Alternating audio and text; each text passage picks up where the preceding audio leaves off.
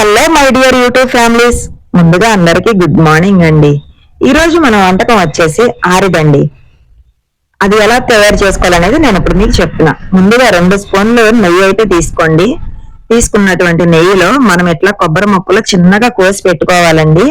So ఈ కొబ్బరి ముక్కలు వేయించేసుకొని గోల్డ్ కలర్ లోకి వచ్చిన తర్వాత తీసేయాలి.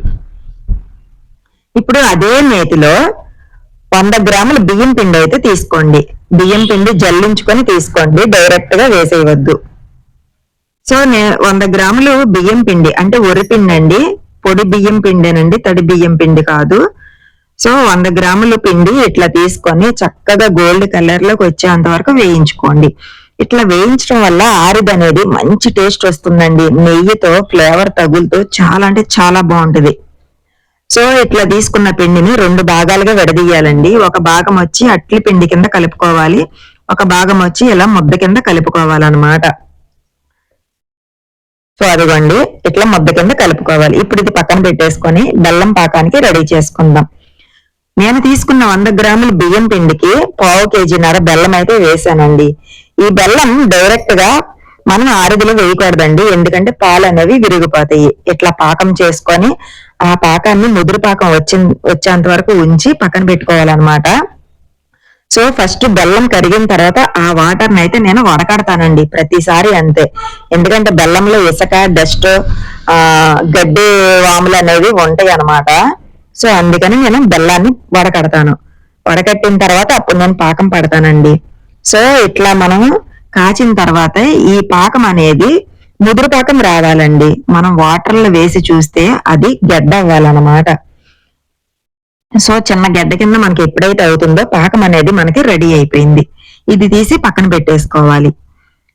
ఇప్పుడు లీటర్ పాలు అయితే తీసుకున్నానండి. నేను లీటర్ పాలకి 50 గ్రాముల సగ్గుబియ్యం మాత్రమే తీసుకున్నాను. ఆ సగ్గుబియ్యం కూడా ఫస్టే కడిగి పక్కన పెట్టేసుకున్నానండి. ఇప్పుడు ఆ సగ్గుబియ్యం వేసేసుకుందాము.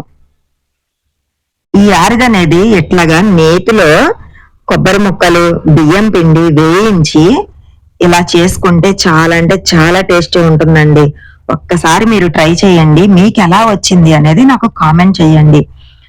మనకి ఈ ఆరిది అనేది మనం ఇలా చేసుకోవటం వల్ల 2 రోజులు అయితే నిల్వ ఉంటుందండి. సో ఈ రోజు చేసాం కదా, రేపు ఈవినింగ్ వరకు కూడా సూపర్ ఉంటుంది. ఎందుకంటే నేతిలో వేయించి చేస్తున్నాము అండ్ బెల్లాన్ని ముదురు పాకం చేసి వేస్తున్నాం అన్నమాట. సో సగ్గుబియ్యం ఉడికిన తర్వాత ఇట్లా వేయించుకున్న కొబ్బరి ముక్కలు అయితే వేసేసుకోండి. నేనైతే అరచెప్ప వేసానండి, మీరు 1/2 చెప్ప వేసుకున్నా చాలు. నాకు కొబ్బరి అంటే చాలా ఇష్టం కాబట్టి అరచెప్ప వేసేసాను. సో మనం ఉండ కింద తీసుకున్నాం కదా, ఈ ఉండ కింద తీసుకున్న దాన్ని జంతికి గిన్నెలో నేను 2 భాగాలకి అయితే వండుతానండి. ఒకటి మనకి పైన డిజైన్ గా వస్తుంది కదా, అట్లాగనమాట. అది పక్కన పెట్టుకుంటాను. ఫస్ట్ అయితే మనం అట్లి పిండి కింద చేసుకున్నటువంటి దాన్ని ఫస్ట్ వేసేసుకోవాలి. ఇది వేసేటప్పుడు తిప్పుతూనే ఉండండి, లేదంటే గడ్డ కట్టేస్తుంది అనమాట.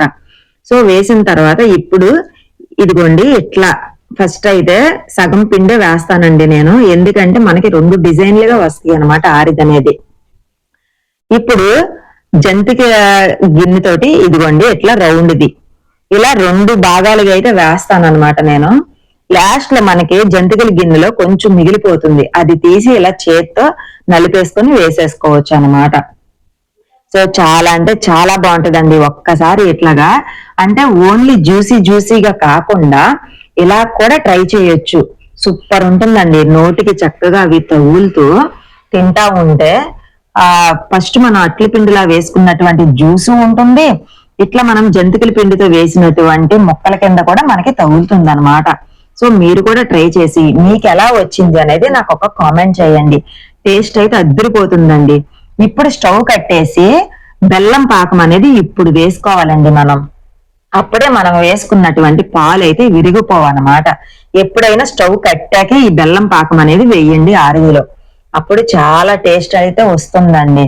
సో రేపు ఈవినింగ్ వరకు నిలువ ఉంటుంది. మీరు ట్రై చేసి నాకు ఒక్క ఫీడ్బ్యాక్ ఇవ్వండి. ఉంటా అండి, బాయ్. మరో వంటకంతో మళ్ళీ కలుద్దాం.